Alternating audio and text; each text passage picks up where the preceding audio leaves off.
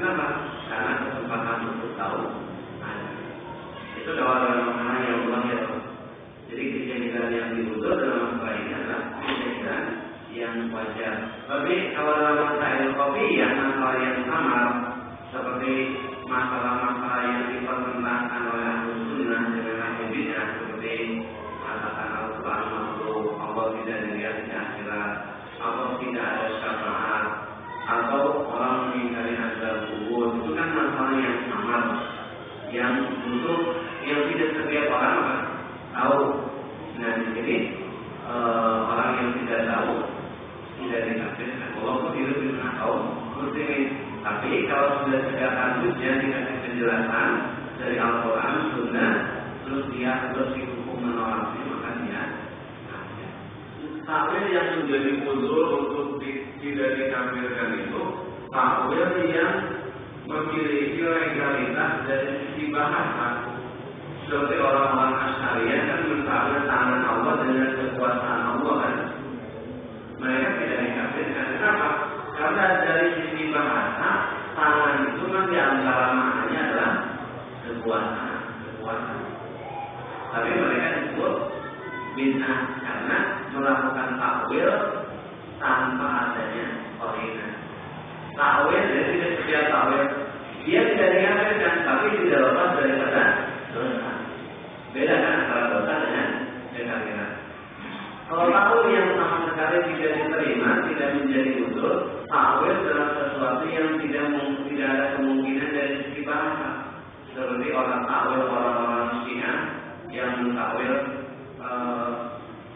Innallaha ya'muru an tasbahu baqarah, punya Allah memerintahkan kalian untuk menyembelih seekor sapi betina. Mereka mentakwil sapi betina ini dengan Aisyah radhiyallahu taala anha. Ini kan tidak ada dibahas pada mana sapi betina Aisyah. Tidak, hanya takwil mereka itu takwil yang kafir. Makanya orangnya dikafirkan. Dari takwil orang-orang mentakwil masuk dalam demokrasi dengan dari syura, itu juga tidak diterima. Kenapa?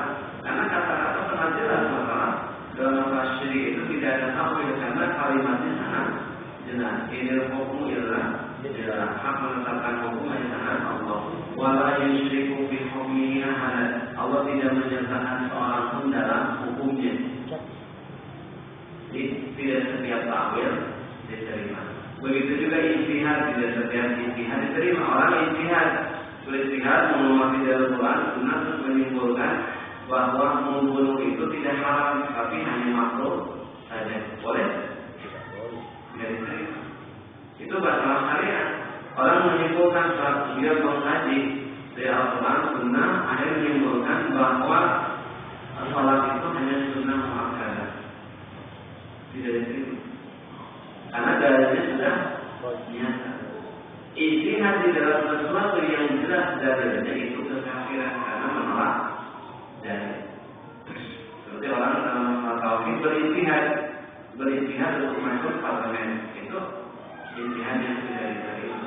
Karena ijtihad saat dalil sudah nyata.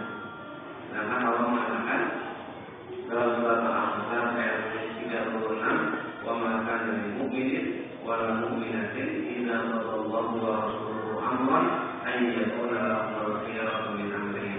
Tidak layak bagi orang mukmin dan wanita mukminah jika Allah dan Rasulnya memutuskan suatu urusan, mereka punya pilihan lain. Jadi kalau sudah ada dalilnya, tidak bisa orang ijtihad pilih-pilih.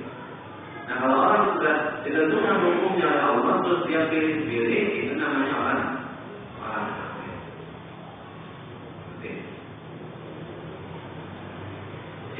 Mau tanya ini untuk ibunya orang yang berdoa kita ada ibunya gimana? Orang yang bersama dalam doa kita dan itu orang sama doa di tempat agama doa agama kan? Iya. Iya, doa yang kedua saya pernah membaca buku ada yang mendapatkan hadis itu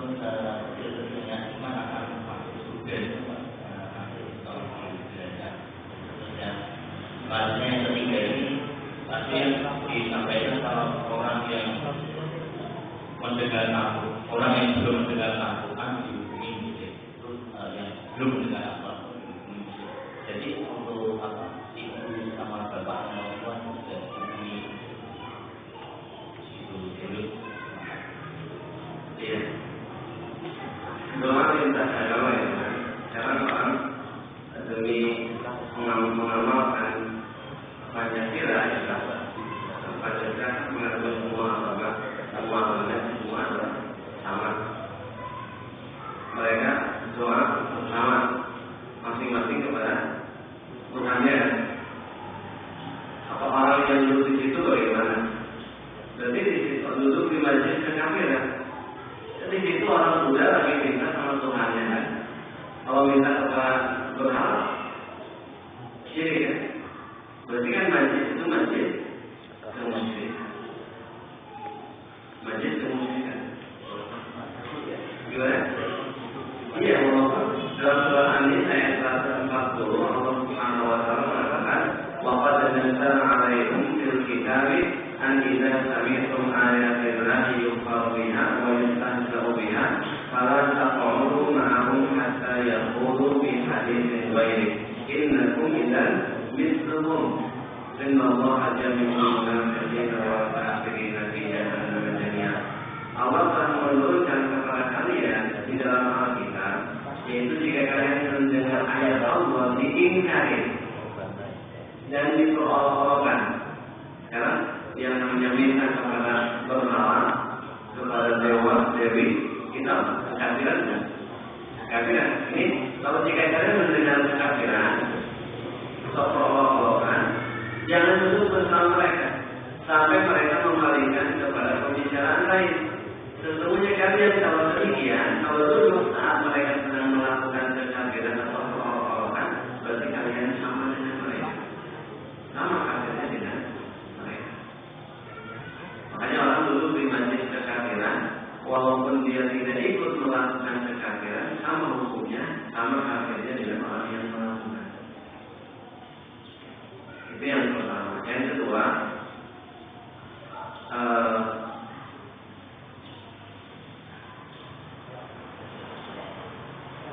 ya, Allah akan mengeluarkan dari api neraka orang yang di dalam hatinya ada misal dzarratin min iman. Orang yang memiliki keimanan sebesar zarrah. Iman itu maksudnya apa? Tauhid. Orang kalau dia bertauhid, kalau punya tauhid, tidak melakukan syirik akbar, tidak loyal kepada tauhid, dia tidak melakukan kemusyrikan, dia bukan tauhid, bukan melakukan kemusyrikan, dia orang yang bertauhid, dia sholat, dia bertauhid, cuma dia punya maksiat yang banyak. Artinya kadang mencuri, kadang berzina, kadang minum khamar, kadang durhaka sama orang tua. Itu kan dosa-dosa. Semuanya dosa-dosa itu kan diancam dengan neraka. Tapi dosa-dosa tadi seperti berzina, mencuri, membunuh, minum khamar kan bukan pembatal keislaman. Nah, orang ini selama punya tauhid, tidak melakukan kemusyrikan, tidak loyal kepada tauhid, bukan sebagai tauhid, dia orang yang sholat, dia punya tauhid ya. Walaupun dosanya banyak, karena dosa-dosa ini tidak menggugurkan tauhid, tapi mengurangi tauhid. Mengurangi tauhid. Nah, andai kata orang ini dimasukkan ke dalam api neraka karena dosa-dosanya, dia akan dikeluarkan karena dia orang yang bertauhid. Jadi tauhid itu mudah. Orang harus meninggalkan kemusyrikan, meninggalkan kekafiran. Dia harus sholat, tidak loyal kepada tauhid. Tapi kadang namanya orang itu menjadikan dia kepada apa? Kadang bunuh, kadang ibadah. Itu kan dosa-dosa. Jadi masukkan ke dalam neraka karena dosa-dosa ini adalah kotoran yang menutupi orang muslim yang bertauhid. Orang muslim yang bertauhid pada dasarnya bersih asalnya. Badannya bersih karena tauhidnya. Cuma dosa-dosa ini adalah kotoran yang melekat pada badannya. Sedangkan surga